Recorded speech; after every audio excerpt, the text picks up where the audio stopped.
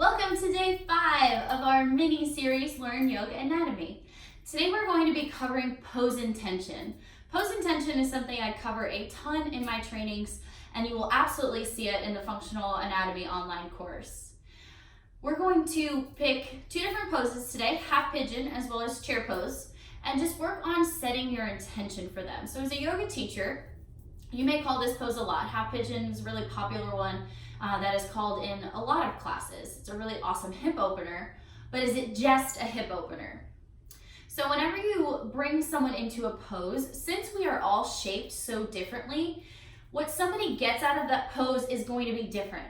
It may be different if they take a 6 a.m. class versus a 6 p.m. class because their body is filled with fluids in the morning and then it's moved and grooved all day. So in the nighttime, their practice may actually seem easier, even though they might be a little bit more tired from the day.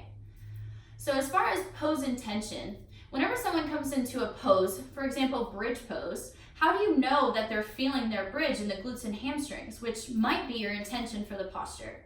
They might just feel the pain in the front of their knee. So, best way to do this is to ask your students, hey, what are you feeling? Or the simple way that I like to do it is come into bridge pose. My intention for you in this pose is to feel your glutes and hamstrings firing up. If you're having a hard time feeling that, let me know, I'll come help you. From there, look at their body structure. What do they need? Are their knees falling in? Do they need a block to squeeze? Do they need your hands on the outside of their hips so they can start pressing their knees away from the midline into your hands so that then they can feel their glutes fired up? A lot of the times it's as simple as taking your hands to the front of their knees while they're in bridge and having them press into your hands with their knees. Drive their knees forward, which then helps the glutes fire up. Today, we're going to look at half pigeon. So half pigeon, again, traditionally is used for a hip flexor stretch, but it doesn't have to be. So yes, my first intention for you in this pose is to feel the hip open. With the right hip forward, feel the right hip open. Maybe you want to come all the way down. Totally fine. Just feel what you need to feel there. From there, what if we had strength as our intention? Maybe curl your back toes. And from there, lift the back knee. Squeeze your left glute. So lots of intention for strength here, especially then opening up the left hip flexor. So yes, this will open the right hip, but what if your intention was to feel the left hip flexor want to open? How would you do that? Drive the left knee to the sky, start to squeeze the left glute, and then really start to square the hips off more. So pull the right hip back, press the left hip forward just a little bit more. What if your intention was to find a spinal stretch?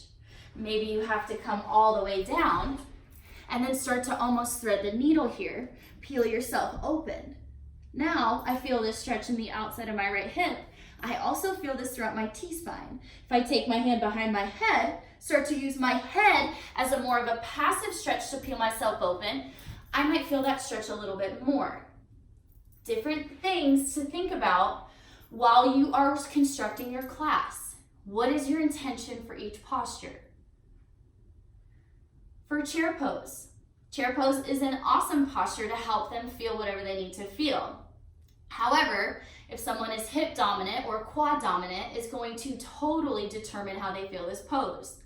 Depending on people's femurs, depending on people's pelvis and how they are shaped at a bone level is going to predispose you to feeling to feeling your chair pose more in your quads, more in your glutes, more in your hamstrings, maybe more in your calves, especially if you have tight feet. So come to chair pose.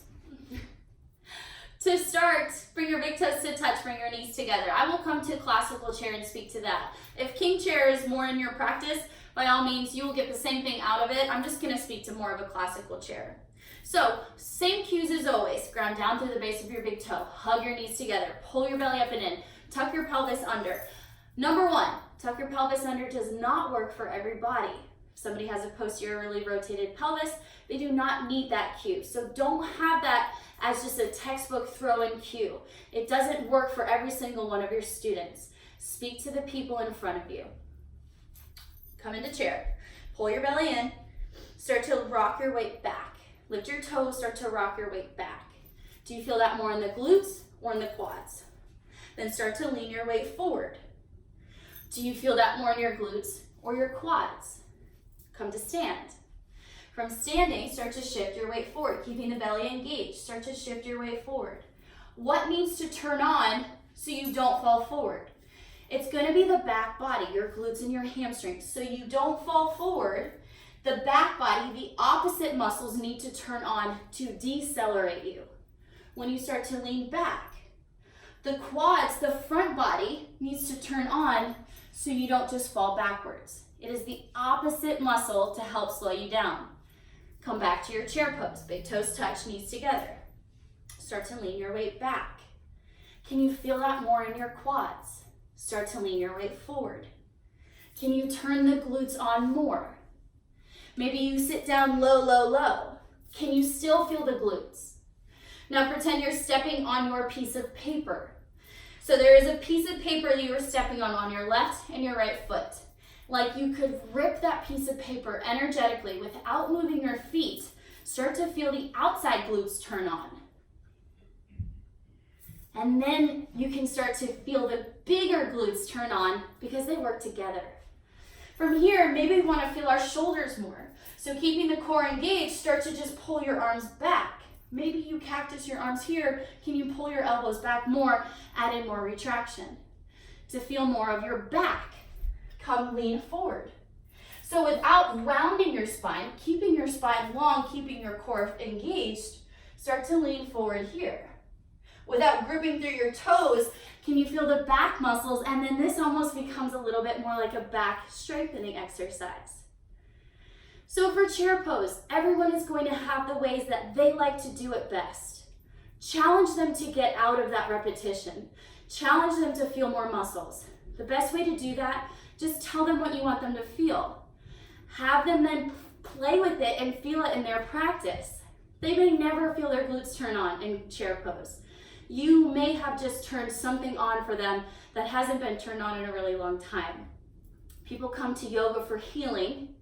Be intentional about what you're asking them to promote the most healing that you as a yoga teacher can offer.